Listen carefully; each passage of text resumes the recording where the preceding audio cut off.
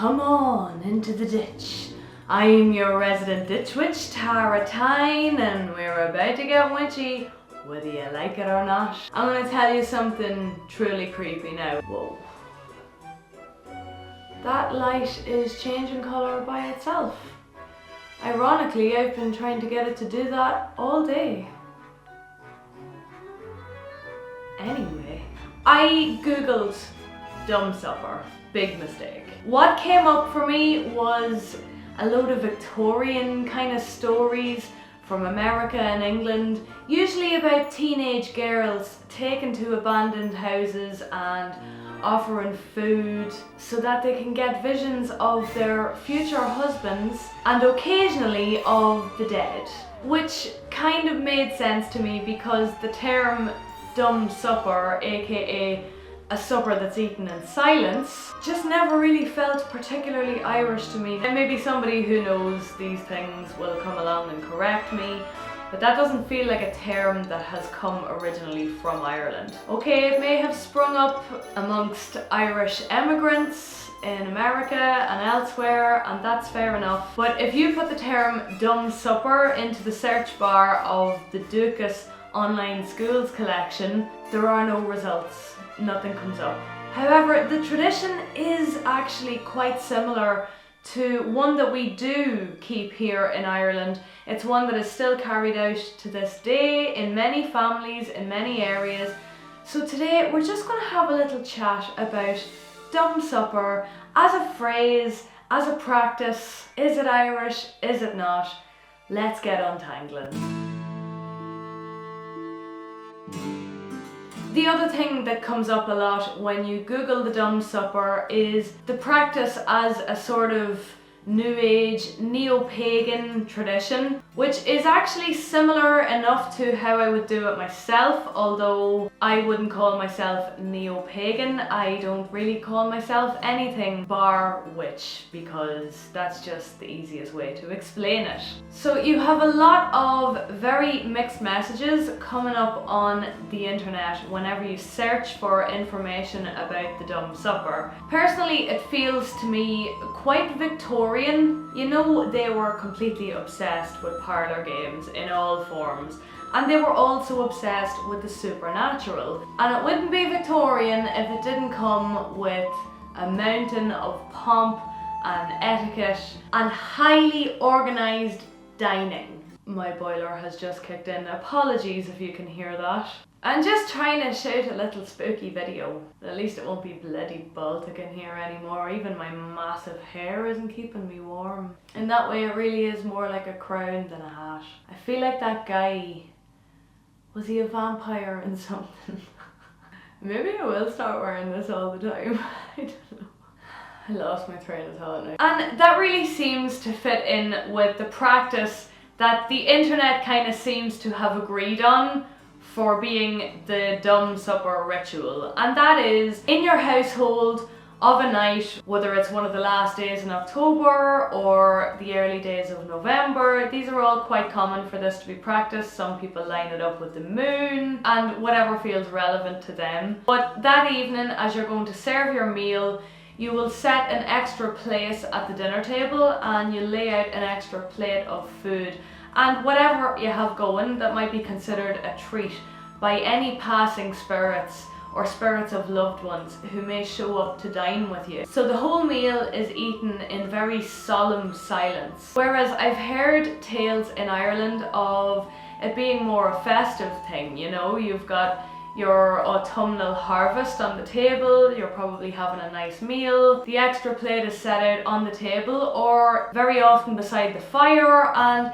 the idea is that your loved ones are sort of joining in on whatever festivities are happening that night, whether it's divination to find out who's going to marry who, or whether it's kids playing games, bobbing for apples. So in some houses it'll be solemn, in other houses not so much. It really varies from family to family and area to area, and actually there'd be quite a large amount of people, I believe, who wouldn't bother with this tradition at all, and probably a lot who aren't even aware of it. So like many Irish traditions, it's not one that's carried out by everybody, it's not universal across the island, and it probably varies massively in the way it's carried out too. Perhaps in some houses it's just, you know, a sup of the drink that's left out for an ancestor. Personally, I like the whole ritual of the eating in silence and setting the extra place, and sometimes I will even light a candle in the window too. There are also variations on it where the doors and windows will be left open where it's deemed safe to do so that the spirits of the departed might come and go as they please on the night when the veil is at its thinnest. But even though I really enjoy celebrating this, it's not maybe something I would want to do every single year. Sometimes it's just too intense. Sometimes the energy of that time of year alone is enough for me, and there is no supper. It's just me on the sofa in my jammies, drinking hot chocolate with extra marshmallows and watching Hocus Pocus. And that's okay too. You don't have to do all of these things. It's just really fun to examine them and to look at what some people do and have a bit of a dig as to where some of these practices came from too. Another thing that really struck me about the difference between like this Irish practice, which doesn't even have a name in many parts of the island but strongly resembles the Dumb Supper, but one of the big differences that I noticed between the American and British Victorian idea of a Dumb Supper and what it is that we do here in Ireland is that at no point in Ireland are we intending to summon the dead when we are doing the Dumb Supper. That is not the idea at all. We're not terribly big into summoning. It's more the kind of thing where the souls of the departed and many other kinds of entities alike, they're all just out wandering at this time of year. They're there. It's just down to us whether we are going to make that offering, place out those alms and receive them and welcome them willingly, or whether we're just going to ignore the whole thing and leave it to chance. One thing I will say is that if you are up for a bit of spooky fun this Halloween, please do not play a Ouija board, okay? See my video about the true story of a Dundalk exorcism, okay? It made it to local newspaper articles. The terrified priests were preaching from their pulpits at people to stay away from Ouija boards, and that's not priests just being overly protective, okay? That's them having seen some shit. They know that if you go tricking about with those things without knowing exactly what you're doing, things can go very horribly wrong. And that's no shade on you as a practitioner, okay? We've all tricked about with things we didn't understand, but we know better now. There are people to ask. There's a whole internet full of witches and necromancers who are happy to guide you in the right direction. And pay them. It is a real job. Unless they're a con artist, because those are a thing too. So what kind of things should you offer for the passing spirits of the dead for your Samhain celebration or on Halloween night? Well, if you're looking to be traditional Irish about it, one thing I've seen offered quite frequently here is Culcanan. Personally, I am more likely to have a stew on the boil around Halloween. It's mainly just for aesthetic though, you know, I like spending a few hours sort of hovering around a big stew pot. One of these years it will be my cauldron, but not just yet. The world is not ready for me in an actual cauldron.